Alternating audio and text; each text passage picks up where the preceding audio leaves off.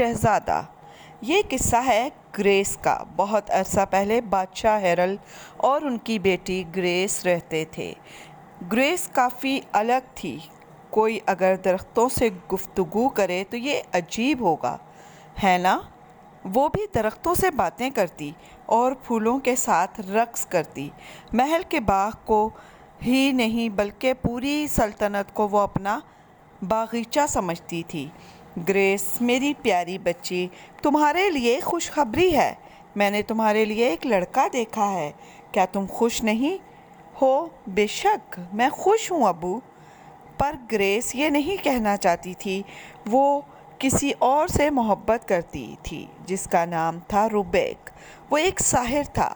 Grease نے اسے بتایا کہ اس کے ابو نے اس کا نکاح پارسلے کے شہزادے سے طے کیا ہے۔ اب تم میرے ابو سے میرا ہاتھ مانگو، میں ضرور ان سے بات کروں گا، تم فکر نہ کرو۔ اگلے روز روبیک نے ہمت کر کے بادشاہ سے گریس کا ہاتھ مانگا۔ تو تم میری بیٹی کو خوش رکھنے کا وعدہ کرتے ہو؟ میں اسے خوش رکھنے کے لیے کچھ بھی کر سکتا ہوں۔ اچھا، پھر تم ایک ساحر ہو، اپنے جادو سے تھوڑا پیسہ بناؤ۔ ایسے مقصد کے لیے میں اپنا جادو کا استعمال نہیں کر سکتا ہوں۔ بادشاہ سلامت، یہ میرے اصولوں کے خلاف ہے۔ تو تم اپنے جادو کا استعمال کر کے مجھے راضی کیوں نہیں کر لیتے؟ یا پھر مجھے مینڈک میں تبدیل کر دو تاکہ میں انکار نہ کر سکوں۔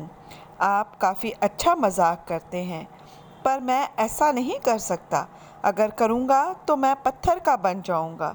میں آپ کی بیٹی سے سچی محبت کرتا ہوں۔ میں ایسا کچھ بھی نہیں کروں گا۔ میں تمہاری قدر کرتا ہوں ساحر، پر نہ ہی تم زیادہ پیسے بنا سکتے ہو اور نہ ہی میرے جتنے رئیس ہو سکتے ہو۔ دیکھو میری بیٹی کتنے عیش و آرام میں پلی بڑھی ہے۔ اس کے روزمرہ کے تمام کام کے لیے کنیزیں ہیں، خود کی ایک بگھی بھی ہے۔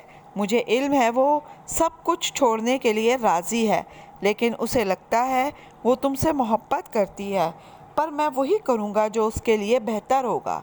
بیٹا، میں یہ جانتا ہوں کہ جو فیصلہ میں نے کیا ہے اس کا تم شکر گزار رہو گی۔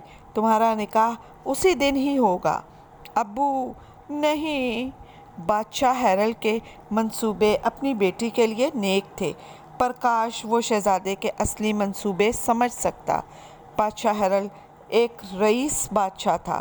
شہزادہ اس کی دولت کو پانا چاہتا تھا، اس لیے وہ اس کی بیٹی سے نکاح کر رہا تھا۔ وہ دن آ گیا، شہزادی تیار تھی نکاح کے لیے۔ وہ رسوم کے لیے جا رہی تھی کہ اسے آواز سنائی دی۔ میں نے سنا ہے بادشاہ ہیرل نے اپنے تہ خانے میں کافی دولت رکھی ہوئی ہے۔ پہلی رات کو ہی میں تمہارے لیے دروازے کھول دوں گا، باقی کا کام تمہارا ہے۔ شہزادی نے ساری بات سن لی اور اس نے سوچا کہ یہ ساری بات ابو کو بتاتی ہوں۔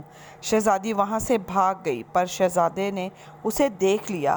وہ پیچھے بھاگا، آخر راستہ ختم ہو گیا اور وہ قریب آ گئے۔ شہزادی، اب تم کہاں بھاگو گی؟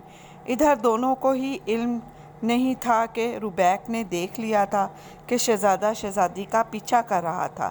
شہزادہ بولا، میں تمہیں اپنے منصوبے پر پانی نہیں پھیرنے دوں گا۔ میں تمہیں زبردستی اٹھا کر لے جاؤں گا۔ تمہاری جرأت کیسے ہوئی؟ یکدم اس کا پاؤں مڑا اور وہ کھائی میں گرنے لگی۔ یکدم روبیک نے اپنے جادو سے اسے بھیڑیا بنا دیا اور وہ نیچے اپنے پیروں پر کھڑی ہو گئی۔ پر یہ آفت یہیں پر ختم نہ ہوئی، کیونکہ جیسے ہی شہزادی کھڑی ہوئی، اپنے روبیک کو دیکھا تو وہ پتھر کا بن گیا تھا۔ بھیڑیا شہزادی درد سے کراہ رہی تھی۔ جلدی کرو، اس بھیڑیے کو میرے پاس لاؤ، کسی کو بھی خبر نہ ہو۔ حتیٰ کہ وہ جان گیا تھا کہ دونوں ایک دوسرے کو کتنا چاہتے ہیں، لیکن وہ لالچی تھا، اسے دولت کی بھوک تھی۔ جب شہزادی کو یہ معلوم ہوا کہ اس کا روبیک پتھر میں تبدیل ہو گیا ہے، وہ اپنے آنکھوں میں آنسو لے کر جنگل کی طرف دوڑی۔ کیا میری بیٹی نکاح کے دن بھاگ گئی؟ نہیں، میں جانتا ہوں اسے وہ ایسا نہیں کر سکتی۔ شہزادہ رونے لگا، میری تو بے عزتی ہو گئی۔ ادھر بادشاہ نے اپنے آپ کو کمرے میں بند کر لیا۔ شہزادہ اپنی مرضی سے سلطنت کو چلا رہا تھا اور اس کی دولت کو جمع کر رہا تھا۔ ادھر شہزادی سارا دن جنگل میں پھرتی اور رات روبیک کے پاس آ کر بیٹھ جاتی۔ ایک دن آواز آئی، آداب شہزادی، میں درختوں کی روح ہوں، تمہاری مدد کرنے آئی ہوں، کیونکہ تم نے اپنا وقت پودے اور درختوں کی دیکھ بھال میں لگایا ہے۔ اب اس کا انعام دینے کا وقت آ گیا ہے۔ یہ پتھر کا ہار لو اور اپنے روبیک کے ماتھے پر لگاؤ تو اس کا طلسم ٹوٹ جائے گا۔ اللہ حافظ۔ شہزادے نے سب کچھ دیکھ لیا تھا۔ اس نے محل کا سارا سونا چرا لیا تھا۔ وہ اس کو پکڑنے آیا تھا لیکن ناکام رہا۔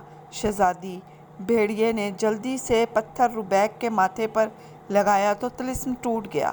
دونوں اصلی حالت میں آ گئے۔ وہ شہزادے کی طرف بڑھا کیونکہ وہ انسان کو بدل نہیں سکتا تھا۔ اس نے اس کے سونے کو بدل دیا۔ وہ اس کے پیچھے دوڑنے لگی۔ بادشاہ کو اپنی بیٹی مل گئی اور وہ روبیک سے بہت خوش ہوئے۔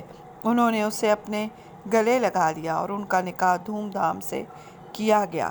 شہزادے کو ساری زندگی وہ سونا مارتا رہا اور اسے چین سے رہنے نہ دیا۔